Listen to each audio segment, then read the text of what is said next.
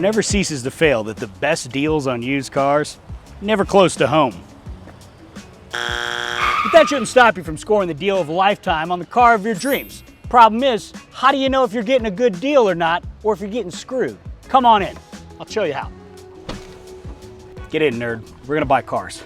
Ever since I sold my C6 Grand Sport to Freddie LSX last year, I have been itching to get back into a sports car that felt cool and handled well. And I think I may have found that vehicle. The only problem is, it's in Florida, and it's also at a dealership with a really sketchy name. So, I don't know. But the price is so good. Buying a used car out of state, it's always gonna be a huge roll of the dice. But there are a few things that you can do to make sure the odds end up in your favor and you don't wind up on the losing end of the deal. Now look, if you've been following this channel for any length of time, you've probably seen the insane deal that we scored on this first-gen Raptor that I bought out in Arizona. Now that whole thing worked out good because I had my friend Vinny Anatra, who was able to go and put eyes on the truck and make sure that it lived up to the pricing and everything in the ad was up to snuff. I mean, after all, the dude's had like 8 of these trucks, and he's probably the best negotiator when it comes to used cars that I've ever met. Unfortunately, in this case, I don't have the luxury of sending Vinny out to go lowball this guy out of an already fairly priced vehicle. And let's be honest, if I'm gonna get the deal, I gotta move fast on this thing because it's pretty rock bottom as it is. Now, there's a few things that you can do whenever buying a car out of state to at least hedge against the possibility of yourself getting screwed. Number 1, you wanna call the seller, get a temperature check on. Usually, you can figure out if somebody's gonna be scamming you within the first few minutes or so. Also, this gives you a really good opportunity to get them to take a video of the car running and do a little walk around so you can make sure that A, it looks like the pictures, and B, well, it's not making any weird sounds and it actually does run. Number 2, we're gonna do a VIN verification. Now this is really important for a couple of reasons. 1, you wanna make sure that there's not a bunch of accidents on the title. You wanna make sure that the title is clean and that you can register it in the state that you're gonna bring it to. I don't know if you've ever tried to register a vehicle that has a salvage title, but when you bring it state to state, it's an epic pain in the ass sometimes. So that's important. Third, we're gonna research valuation. There's a ton of tools that you can use online to do this. I particularly like Haggerty's valuation tool that they have on their website because it's much more accurate when you're gonna buy like a classic car, high performance vehicle, or something that has value outside of what the normal Kelley Blue Book is gonna tell you. Plus you can research market trends over the course of many years. It'll give you a whole graph and layout of all that stuff. And it also has a forecasting tool to tell you what they think the value may be in years to come. So that's really nice. You can see if you're gonna be losing money on a car, and also it can give you some ammo during the negotiation if you want. Since I don't have a trusted confidant to go put eyes on the vehicle, what we're gonna do is we're gonna get a PPI, that's a pre-purchase inspection. Now, these you can usually get for pretty cheap, and the people typically do a really good job of just going through the entire vehicle and making sure that there's no right? Now this is always good because it's somebody that has zero interest in earning money on the sale of the car. So they're not gonna be all thirsty for you to buy this thing or whatever. And most importantly, they can make sure that this isn't some clapped heap that you're gonna be wiring your hard-earned money for. Lastly, because this car is at a dealer, we're gonna go and look up the business to make sure that there's no sketchiness going on here. Because we wanna make sure that these people don't have a long history of screwing people over. There's a number of resources that you can use on that, like Better Business Bureau, Google reviews, Yelp reviews, whatever. There's plenty of information, and typically if somebody's getting screwed, they're gonna be pretty vocal about it. So you always wanna check that out. The fact that this car is in Florida actually works out really well because I happen to have a Burnout Wars event in Orlando next week. If the car checks out with the inspection and that's all good and the business isn't completely fraudulent, I think this is a win. The best part is, because I'm having to go for business, the flight to Florida, technically a business expense. It's a win-win. Pro tip. If you're ever traveling for business, it's a good idea to check out all the online marketplaces in the location you're gonna be traveling in. That way, you can double down and get a super sick deal and get your trip paid for. All right, Xander, we got all the info, so check it out. It looks like the company is legit. They have no problems with the Better Business Bureau, no negative stuff on Google or Yelp, just kind of a weird name. That's on them, right? But that all checked out good. Everything seems non-fraudulent. And then also I had US Auto Inspection go and check out the car, and they gave me a very, very detailed breakdown on everything. Got it up on the lift, went through the whole thing, and also sent a ton of pictures. I mean, like a few hundred. So this is money well spent. I think it was like 150, 130 bucks. It's definitely worth it if you're gonna make the investment in a car, if it's out of state and you can't look at it yourself. They gave me a little bit of ammo to negotiate the price down a little bit because two things. One, tires kind of dry rotted and old, and two, the battery basically needed to be replaced too. It did not pass their test. Also, on the diagnostic report, you can see that it threw a bunch of codes because clearly that battery has died before. If you've had one of these vehicles, you know that once the battery goes dead, it just goes completely haywire. So here's what we're gonna do. We're gonna wire the money. We're gonna head over to the East Coast. We're gonna pick this car up. Luckily, my very good friend Shannon from Hobby Shop Garage, he competes in a ton of our Burnout Wars events, him and all the boys. They have a shop right down there in West Palm Beach, Florida. They're gonna go and trailer and pick the car up for me and then store it until I can get there. Basically, I'm gonna go to Burnout Wars Atlanta, and then right from Burnout Wars Atlanta, I'm coming down to West Palm Beach. We're gonna check out the car and we're gonna do some work on it because I'm not gonna drive something stock. Here's the other thing too. We're gonna drive this car across America, and it's 3,000 miles from West Palm Beach to Los Angeles, give or take. Is it worth doing so? I think so. Sometimes you gotta force yourself into a little vacation. And what better way to vacation than to get a new car, familiarize yourself with it by cannonballing it across the states. So, let's go.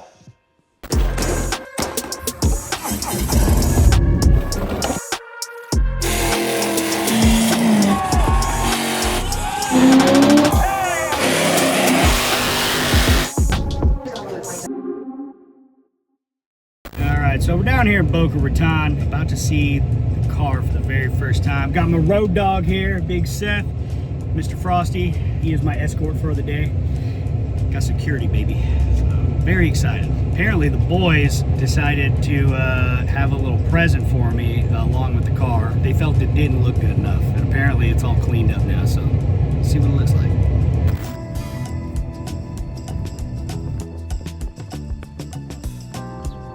My man. How you doing, brother? I'm good, bro. Hey, this is Shannon. This is my dog here. And you know what? When I had this opportunity to get this car, you know, I was like, hey man, you think you could like store it for me for like a month? Because, you know, I'm not gonna be down there. We're gonna be here for Burnout Wars, and you know, Shannon took care of us. Hobby Shop Garage. Yeah. You've seen him at the Burnout shows, but we'll get into that in just a bit here. Yeah. Gabe, what's happening? Yeah. How are you? Right. Oh, damn, is that it?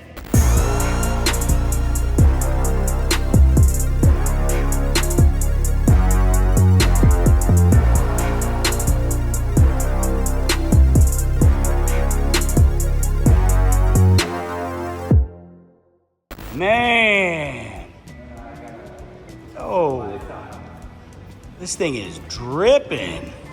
Wow, this is like just as nice looking as my last one, man. Like, I thought that one was immaculate. I didn't expect this to be this good, especially, you know, it is immaculate. The price point I got this at, I was like fully okay with it not being great, you know what I mean? So this is amazing. Damn, all right. Damn, dude, this actually has great interior. You know, I got the pictures from the guy checking it out, you know, and inspecting it and stuff. And I was like, all right, that's good. It's pretty decent, but this looks a hell of a lot better. No like funky stuff on here from people's oils and stuff ruining it. I have not seen a completely stock one of these in a long time. I appreciate you, man. No problem. Hey, sorry I rolled up here with a camera on you, but I wanted to get a real reaction. I'm surprised he doesn't have a camera. Man, Shannon, dude, I appreciate you, dog. Welcome, Dude. Welcome. Hell yeah, this looks good. Around Miami all day. Pop the hood, man. Let's see what we got. Ooh. Damn, son. It's even still got the covers on it. We're gonna take it straight to the shop because we got a little work to do on it.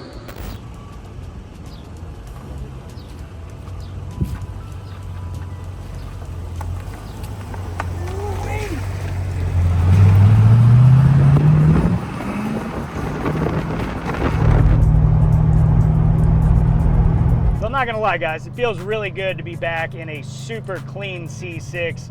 This car is way beyond my expectations. Drives perfect, everything feels as it should. It's kind of crazy because I've never driven one of these cars completely stock, so it's a lot more mellow than I'm used to, but that's okay.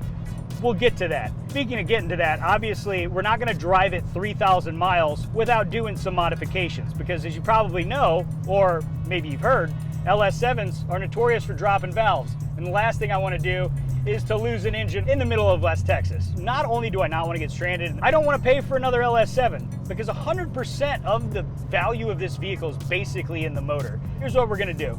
We're going to play it safe, and I went ahead and ordered roughly a pallet of parts to install on this thing over at my buddy Shannon's shop. So that's gonna be fun, and we're gonna get into that in a sec. Now, because we're gonna be driving this thing across the country, of course we gotta get insurance, and typically on all my builds, I always use Haggerty, and I've used them for like the last 8 years now. So everything from my C10, my K5, my Tahoe, anything I built, I always use them because it works really well. The price is right, it's no hassle, no BS. Plus they have this really cool feature where, let's say, God forbid, you have a total loss with the vehicle, you actually get to keep the vehicle, all the parts, all that. They just cut you a check, which is really nice because, let's face it, in something like my K5, the motor costs 3 times what the truck would. So you're never gonna get that from another insurance company like Progressive or something. But while I was buying insurance, I happened to notice that Haggerty now has a marketplace. And I'm kind of pissed that I went and started looking into it because all that I found were absolute cherry concourse level clean Z06s for really good pricing. Kind of ridiculous. Kind of wish I would have known about it a little earlier so I didn't have to go through this whole song and dance with a dealer. But whatever, it's a little late for that now. So while I was on there, I was looking into it, and it actually is pretty cool because if you're actually gonna post a vehicle for sale, there's no seller fees, it's free to post. They also wind up doing stuff like place ads for you nationwide to help you with the sale of the vehicle, which is cool because you get to cast a way bigger net, and it's not like you're just posting a vehicle for sale and just hoping for, you know, whatever, good luck, somebody buys it. I like that a lot.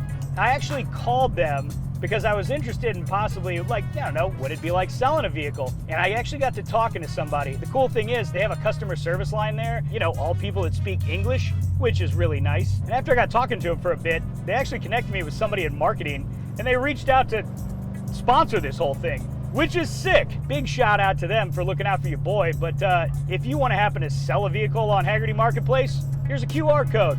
Try it out. I think it's about time we get back to Shannon's shop here, and I can show you that whole pallet worth of Texas speed goodies that we're gonna be slamming onto this C6 before driving it 3,000 miles.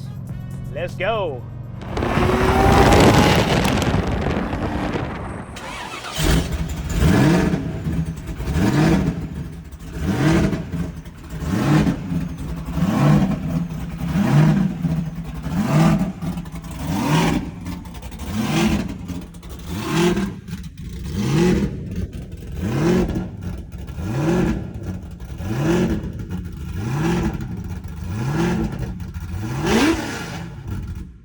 Let's get into these parts that we're going to be slapping on this bad boy. So, this entire kit is going to start off with, of course, the BFD LS7 Chop Monster cam. Now, did I need to replace the cam? Technically, no. But since we were going to take the cylinder heads off anyway, we might as well make this thing chop. Because after all, I can't be driving a car with a stock cam. Simple as that. To let that BFD breathe real nice and easy, we're topping this motor off with a set of PRC 285cc LS7 heads. These are CNC ported. Really nice. They have the same chamber size as the stock heads, but they come with the assurance that you're not going to drop a valve because they don't have the crappy valve guides in them. They've got really nice bronze valve guides from CHE. On top of that, we do have titanium intake valves and Inconel exhaust valves, a set of nice dual valve springs from PAC, and of course some Texas Speed LS7 roller rockers. And those do come with a trunnion upgrade. They do not have the needle bearings in them, which is very nice. Maintaining our valve motion, we've got a set of Johnson link bar lifters and some of Texas Speed's hardened 3/8 push rods, and I got 3 sets of push rods in varying sizes because we only have a day to do this and we don't know exactly which size will be correct because all GM blocks have varying deck sizes, it seems. So better to be safe than sorry, and we can always return the ones that we don't use. To get the air out of the engine, we are running a set of Texas Speed's new 1 7/8 long tubes for the C6, and this new design is awesome. Much easier to get in and out, and it actually keeps the header further away from the starter so you don't have to worry about cooking that thing. Plus, This new design doesn't hang down nearly as low as the old ones, so you don't have to worry about scraping it going in and out of driveways. Now, behind the headers, we've got a 3-inch catted mid-pipe, and then behind that, we've got Texas Speed's new valved axle-back system for C6 Corvettes, and I'm really excited to try this out because, to be fair, my last C6 was so damn loud that it was painful on anything longer than being in the car for an hour. Really excited to try all this stuff out. Cannot wait to see this stuff go together. Can't wait for you guys to hear that chop, baby. Now, all this extra power isn't going to fare well with those 15-year-old dry-rotted Goodyears. So I picked up a set of super sticky Toyo R888R treads from our boys at Custom Offsets so we can make sure that we don't go sliding off the highway at triple-digit speeds during our white-knuckle drive back across America. Now that we got that out of the way, it's time to pull this thing onto the lift at Hobby Shop Garage and start tearing down the motor. Now, swapping a cam and heads into a C6 can be done in a couple of ways. You can either drop the entire front subframe and motor and do it out of the car, or leave it in and work around tight quarters. Now, doing this with the engine in the car is not the easiest way, but I chose to do this because I know the process from doing it before. If you have the tools and capability, I definitely recommend dropping the motor out and just doing this all on the ground. You'll have a lot more room to work on everything and not risk scratching your fenders by leaning over the car. Once you get all the fuel, vent lines, and coil packs off, you can pull the intake and valve covers. Then you can pull the rocker arms and push rods and header bolts.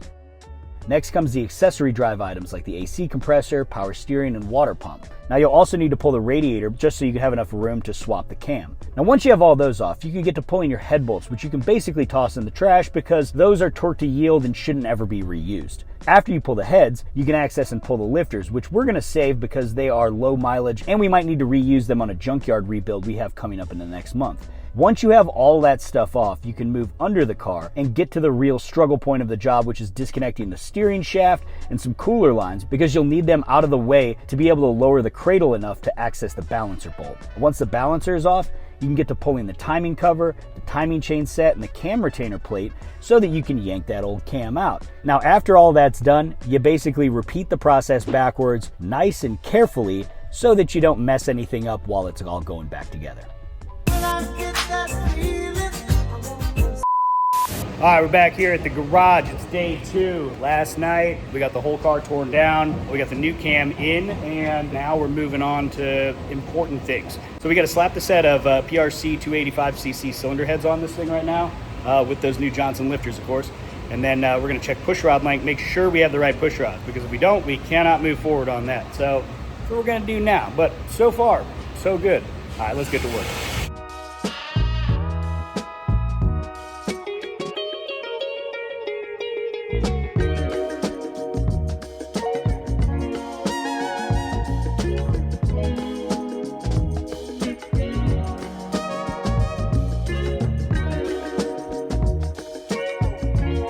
All right, we got the front cover, dampers going on now. We're cooking. We're dirty, but we're cooking, baby.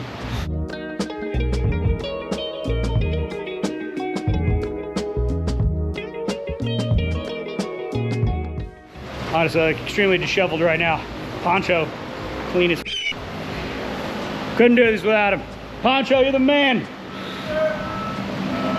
Keep going.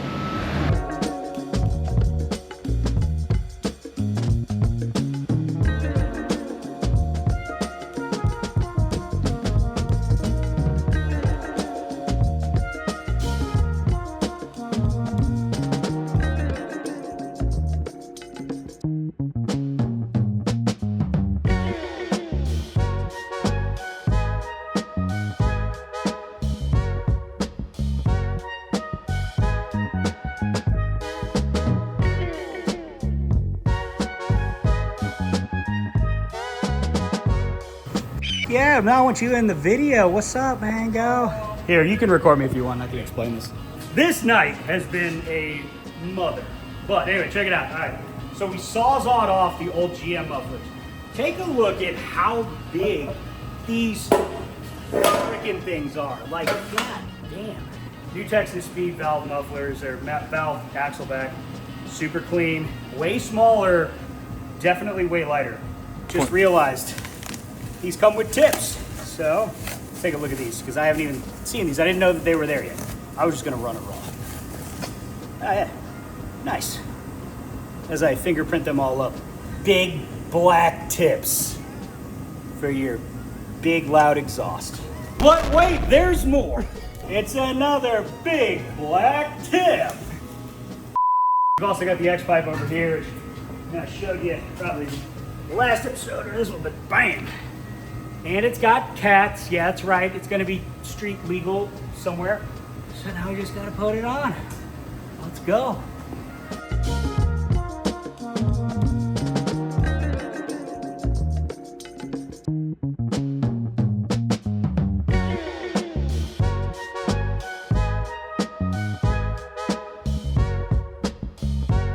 Look at this system. Good God, that is nice. Super clean, super smooth. Everything fit exactly the way it was supposed to. Before we take and put the other tips on, we're gonna get everything tightened up, and then we're gonna get the mufflers leveled. Then we can tighten these tips down, then we put the other ones on, tighten them, and it'll all be good. This is dope. The Texas Speed did a killer job. My favorite part is this cat back because it looks super clean and it slides right in, right over the axle. No problems there whatsoever. Nothing in the way. This was huge because typically these systems are an absolute pain and you gotta like finagle them in. This slid right in. Also, the way that they do this mid pipe in 2 sections here is really nice because what that means is you no longer have to do everything in sequence. You can put the headers on, you can leave the cat back on, and now you can take the X pipe off, which before you'd have to take off the cat back, then take off the X pipe, then you can get to your headers. This makes everything so much easier. Well done, Texas Speed. Super clean system, good manufacturing, love that.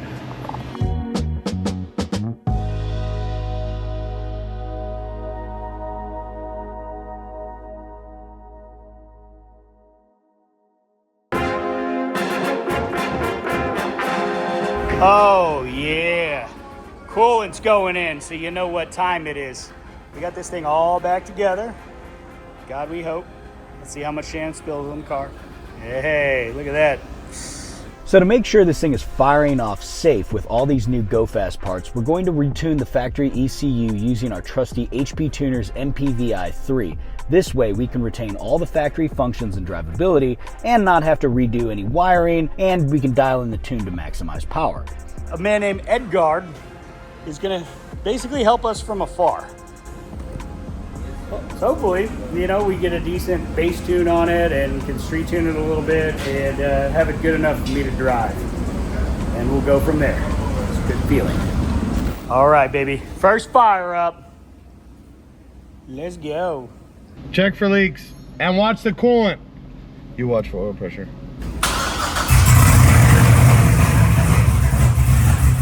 Oh yeah.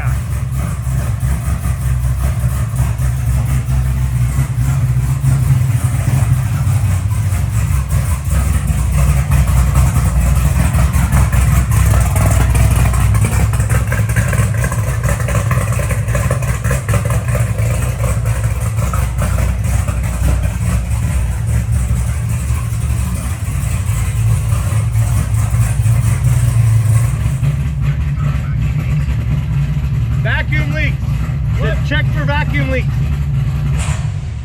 Retorque the manifold. It might not be fully torqued. No, second start. It always happens. Ready?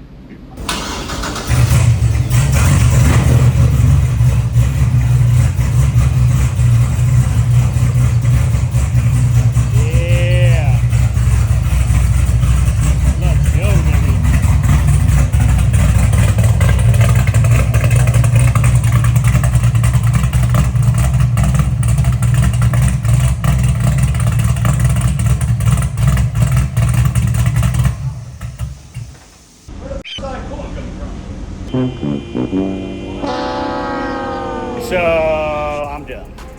Here's one. Yeah. So on the LS cylinder heads, I completely forgot because they didn't have any here. They plugged these on the stock ones, and they basically are open on the Texas Speed ones because they, you know, you can put these on either side. So usually on the front, they've got the crossover tube. I just completely forgot because I'm an idiot and we're rushing to do this. So gotta take the intake off. We gotta plug those and then we're back in action. All right, so this is one of the dope things about HP tuners. We got a guy not here, just basically uploading tunes from remote. So what's the process with this? What are you using, like TeamViewer or? So Edgar uses AnyDesk. Yep. And he basically just went through it, changed the parameters. Within 5 minutes, he was ready to rock and roll. We got a fire up tune in it, and then he did some adjustments before we had to change a couple things. Before we had to put the steam. Top of the motor back on. Yeah. So now he just did some adjustments while we were doing that. We should be able to fire it up. Are you loading it in? Yeah, we're flashing back in what he changed now, and then when this is done, we can close it. Then we need to do a drive, data log on a drive, go for a cruise, make sure everything's good. Data log the drive, get on it a little bit. They'll probably tell us to get in the gas, and Yeah, we could do that. Yeah. Yeah. We got enough tires to burn left. Man, see, look at that. Bam, easy. You get to keep the GM ECU, get to keep all the functions of the car. It's nice. It's nice. You know what? It's either, oh, we gonna fire up? Oh! It does sound better. Damn.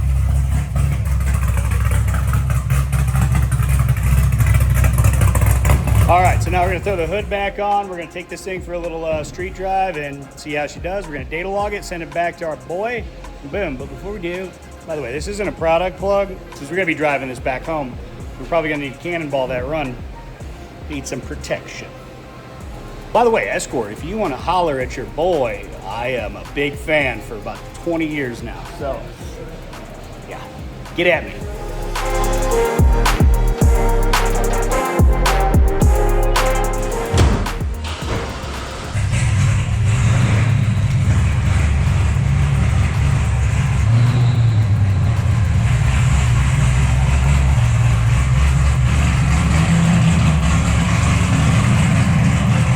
Well, folks, here she is.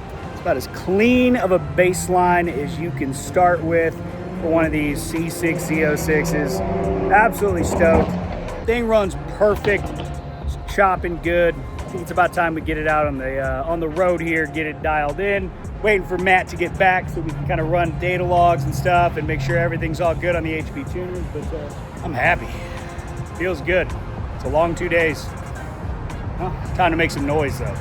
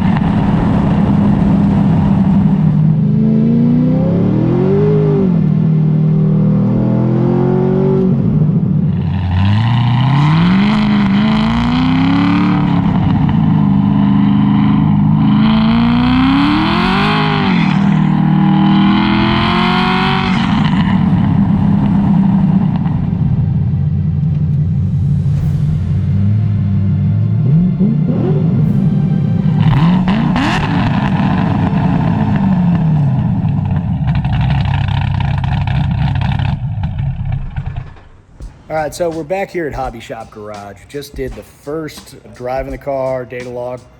Drive is actually really smooth, really soft on timing, but that's okay. You know what? It's safe. So now we're gonna send the file back to Edgar, sorry. And then we're gonna see what he can do with it. He'll see if he spices it up a little bit, and you know, hopefully we get something back tonight. It's a little bit late here, but if not, we'll do it again tomorrow. So now that we have this car set up on a safe enough tune to at least get us from point A to point B, we're ready to hit the road. The next stop is Orlando for Burnout Wars. Unfortunately, we did not have an O2 sensor, so we couldn't really dial this in as tightly as I would want it, but because we're short on time, we got to take what we can get here. So hopefully in Orlando, or maybe somewhere along the line in Texas, we can stop and see somebody that has an O2 sensor and dial this thing in a bit more so that we can burn off some of that excess rubber on those R888s. So stay tuned for the next episode, because we're going to be cannonballing this thing all the way across America. We got 3,000 miles ahead of us. Will this vet make it? Who knows? You'll find out.